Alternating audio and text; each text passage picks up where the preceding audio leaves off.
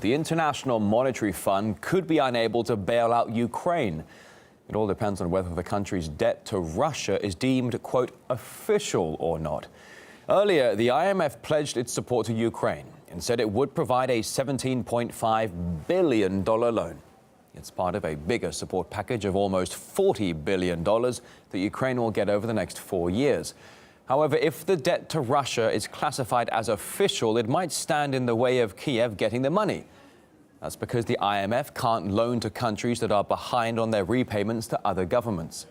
An earlier statement suggested the tranche was all but assured. And we asked financial markets expert Patrick Young what's changed. Well, clearly this is all lined up in the political, regulatory, financial nexus, or indeed mess, to use a technical term, that applies to Ukraine, because the difficulty is Ukraine has been so poorly managed for the course of the last 20 years that actually nobody really is quite sure where its debts lie and how much money it owes in the first place. Then you've got the World Bank. They're trying to come to the conclusion that they can come in with some sort of a package to rescue it, along with the IMF and all of these other bodies. And of course they've got very, very strict criteria. We all know what it's like to go to a bank. They want to see precise assets, precise debts, precise understanding of where the money is and where the money's gone to.